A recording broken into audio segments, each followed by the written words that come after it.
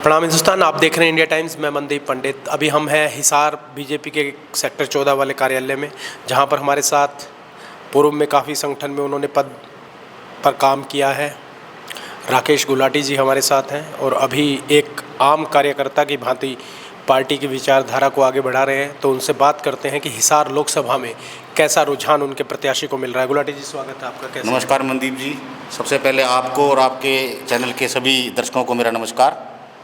जी sir, मैं ये जानना चाह रहा हूँ कि कई सारे ऐसे पार्टी प्रत्याशी थे, बहुत सारे लाइन में थे जो पहले से भी पार्टी में है, संगठन में भी है, और कई हैं ऐसे नाम जिसमें कुलदीप बिश्नोई भी है, कैप्टन अभिमन्यु भी है, रणबीर गंगवा भी है, और उनकी जगह रंजीत सिंह चौटाला को टिकट दी गई। क्या कारण समझते हैं आप? रंजीत जी एक सशक्त उम्मीदवार हैं जी, और जो शीर्ष नेतृत्व में जो उनका जो चुनाव किया है, मेरे हिसाब से बहुत अच्छा चुनाव है और हम जीतने जा रहे हैं हिसार लोकसभा। कितने मार्जिन से जीतेंगे?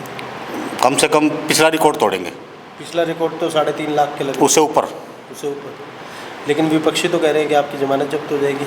उनका काम है कहना, अच्छा, क्यों नहीं कहेंगे वो। जयप्रकाश कांग्रेस प्रत्याशी ये कहते हैं कि बीजेपी सिर्फ धर्म और जाति संप्रदाय की बात करती है, महंगाई, बेरोजगारी, भ्रष्टाचार, इसके ऊपर कोई नहीं। इलेक्शन लड़ रहे हैं, उनको भी कुछ ना कुछ तो कहना ही है ना। अच्छा, कुछ ना कुछ तो वो भी कहेंगे। जी सर। दरअसल बात यह है कि मोदी जैसा कोई नेतृत्व है नहीं आज की तारीख में, अच्छा, पूरे भारत में क्या पूरे विश्व में नहीं है, ये सब वो जानते हैं। कांग्रेस ये भी कह रही है कि बीजेपी एक तरफ तो सबसे बड़ा संगठन होने का दावा करती है, और दूसरी तरफ जो 6 प्रत्याशी 10 में से उतारे गए हैं हरियाणा से, वो कांग्रेस पृष्ठभूमि के हैं। वो कह रहे हैं कि उधार के प्रत्याशी लेकर चुनाव लड़ रही है भारतीय जनता पार्टी। ऐसा नहीं है मनदीप जी, जब शीर्ष नेतृत्व कोई भी फैसला करता है तो जीतने वाले कैंडिडेट का फैसला किया जाता है। ये आप भी समझते हैं, ऐसा नहीं है। उनकी पृष्ठभूमि कहीं ना कहीं बीजेपी से रही है, संघ से जुड़ा उनका भी रहा है। क्या कारण है कि आपकी पार्टी, जिसको पार्टी विद द डिफरेंस कहा जाता था, चाहे कार्यकर्ता कोई भी हो, नेता कोई भी हो, अपनी ही पृष्ठभूमि का, अपनी ही विचारधारा का, और जो ईमानदार और साफ छवि वाला व्यक्ति होता था उसको टिकट दी जाती थी। लेकिन आजकल आपने अपनी पार्टी के दरवाजे इस तरह खोल दिए हैं कि जैसे कोई भी आ जाए, कोई भी टिकट ले जाए।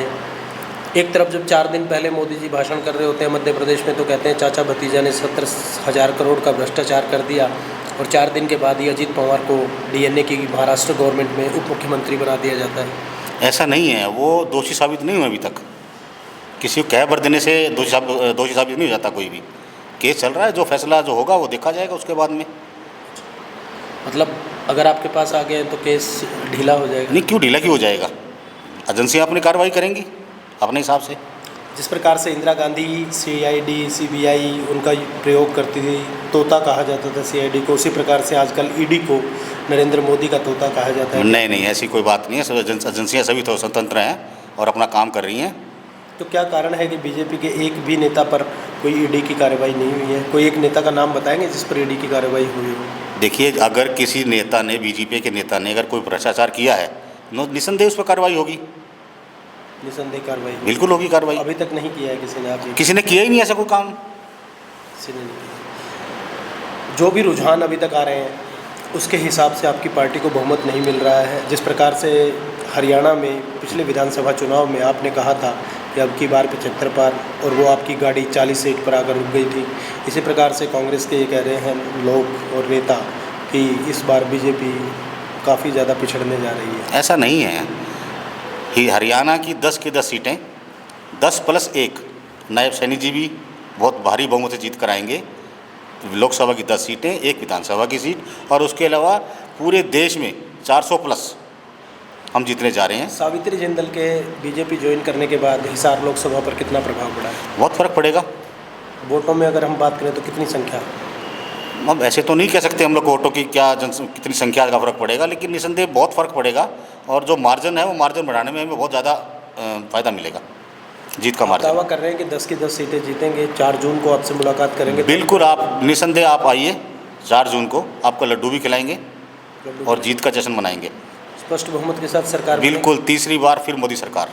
तीसरी बार फिर मोदी सरकार। चलिए, धन्यवाद आपका। आपने बड़े ही बेबाकी से और निडरता से हमारे प्रश्नों के जवाब दिए। चुनाव के लिए आपको शुभकामनाएं। आपको भी बहुत बहुत धन्यवाद।